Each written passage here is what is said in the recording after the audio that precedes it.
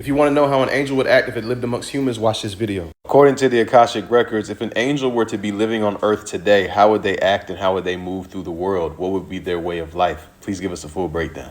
According to the Akashic Records, when people imagine an angel walking the earth, they often picture something dramatic: radiant wings, supernatural power, constant miracles.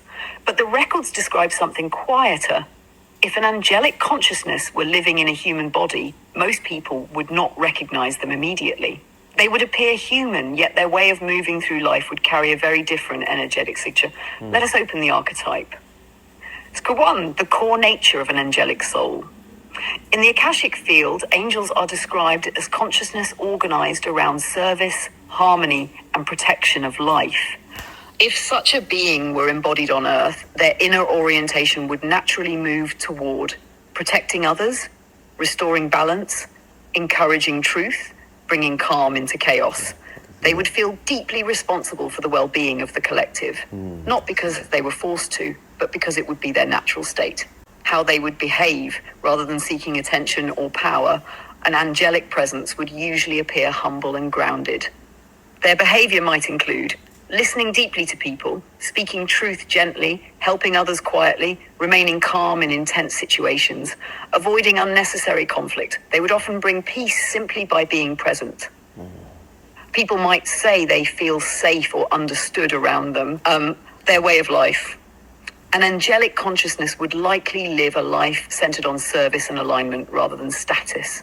They might be drawn to roles such as healers, teachers, caregivers, counselors, protectors, community builders.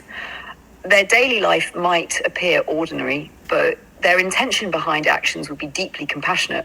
They would often prioritize meaning over recognition. 4, their relationship with power. One of the clearest markers would be how they handle power.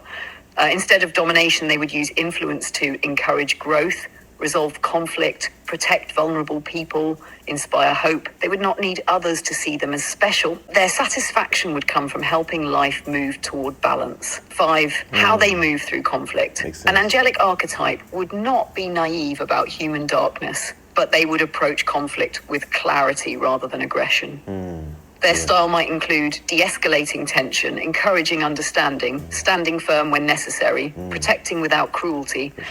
They would value justice but not revenge. 6, their inner state inside. Such a person would likely carry a strong sense of connection to something larger than themselves. This may appear as deep intuition, quiet spiritual awareness, compassion even for difficult people, a sense of purpose beyond personal gain. They might spend time in reflection, prayer, meditation, or contemplation. Absolutely. Not to escape the world, but to stay aligned while serving within it. 7, why they might go unrecognized.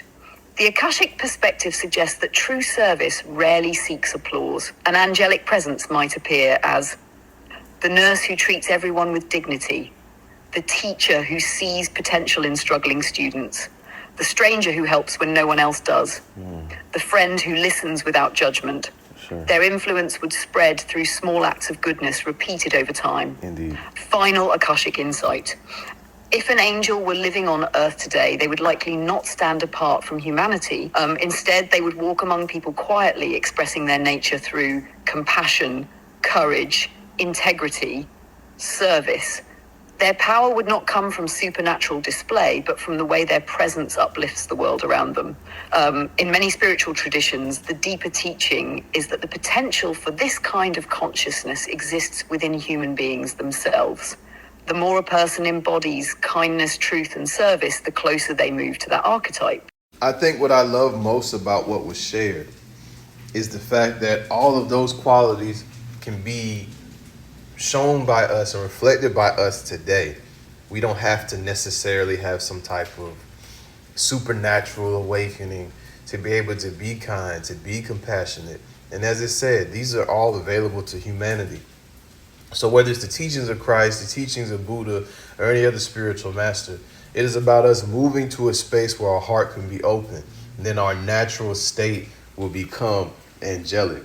I love that. If that was helpful to you, please go ahead and share it with somebody. And if you're looking for Reiki sessions, whether it be local or remote, go ahead and send me a DM as well for readings, etc. And if you're looking for consultations or my spiritual courses, hit the link. Much love.